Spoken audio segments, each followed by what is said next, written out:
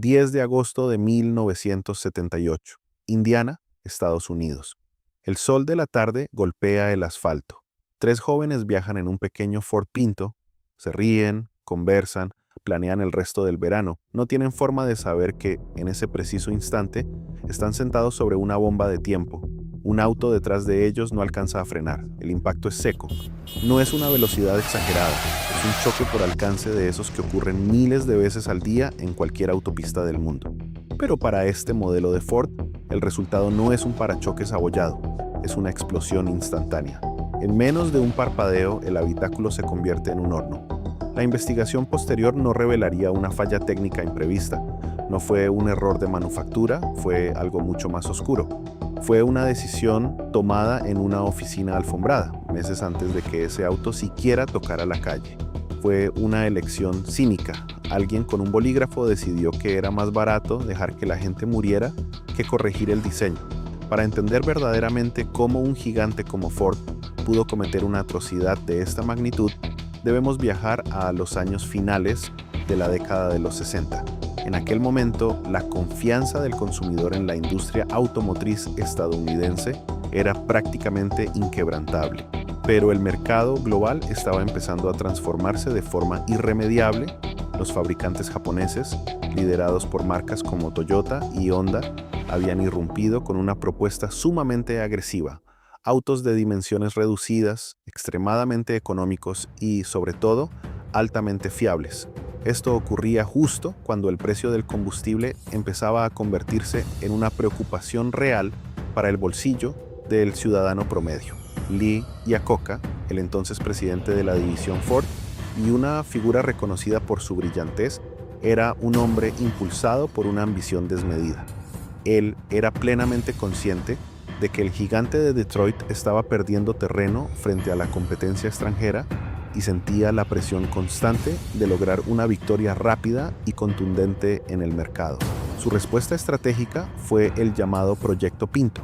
Iacocca impuso a su equipo de ingenieros una meta obsesiva que terminó siendo una soga al cuello.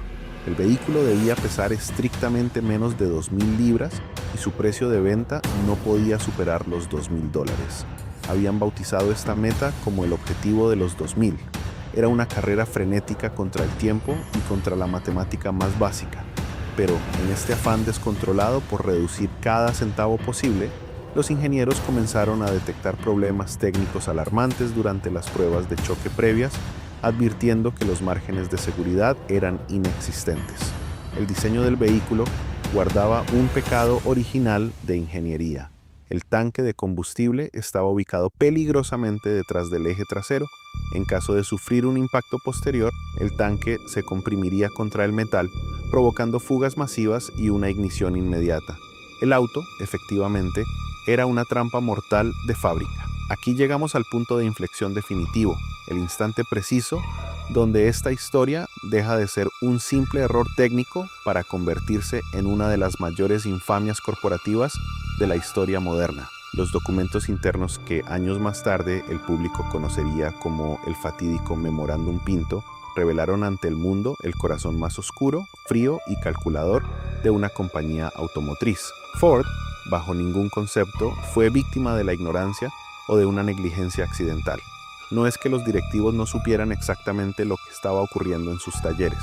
Al contrario, la empresa analizó los informes técnicos, los resultados de los choques y las advertencias de sus propios ingenieros con una frialdad espeluznante.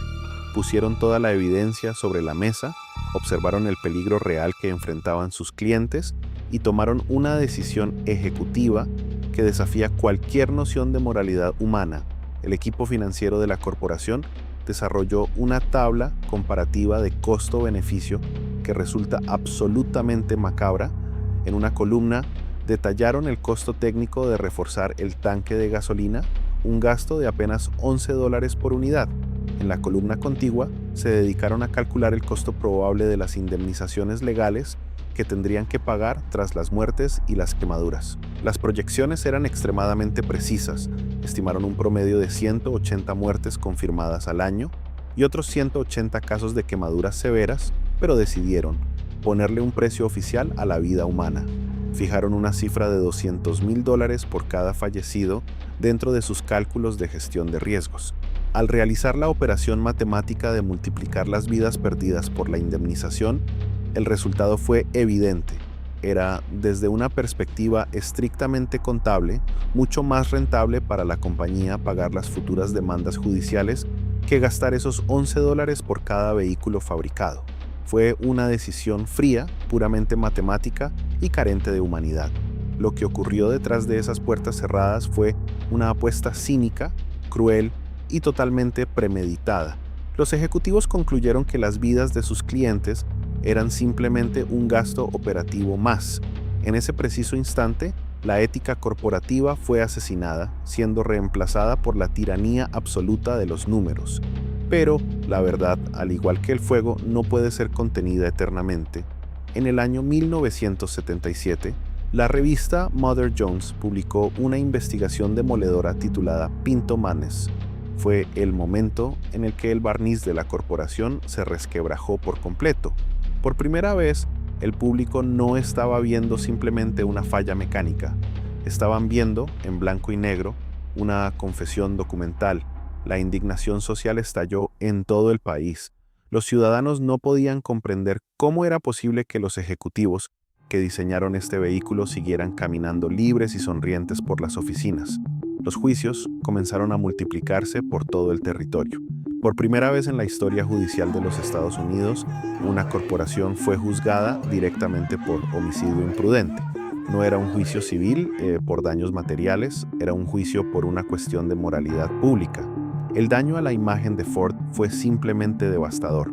La presión fue tan asfixiante que Ford se vio obligado a realizar una retirada masiva de más de 1,5 millones de vehículos. Pero el daño ya estaba hecho. La confianza del consumidor en el sello Made in USA nunca volvió a alcanzar los niveles de gloria que alguna vez tuvo. El Pinto pasó de ser la gran esperanza a convertirse en el símbolo absoluto de la avaricia. Hoy, el Ford Pinto descansa en museos y chatarreros como un recordatorio constante. Nos dejó una lección amarga. Cuando las decisiones se deshumanizan, los resultados son monstruosos. Cada vez que una empresa nos hable de optimización o eficiencia, debemos recordar este caso. ¿A qué costo se está optimizando? Gracias por llegar hasta aquí. Si valoras esta forma de contar la historia, suscríbete y activa la campana, porque en el próximo video analizaremos cómo Netflix terminó con el imperio de Blockbuster. Una historia de arrogancia que tampoco puedes perder. ¿Crees que hoy en día las grandes corporaciones siguen haciendo estos cálculos macabros? Los leo a todos. Nos vemos en el próximo lado B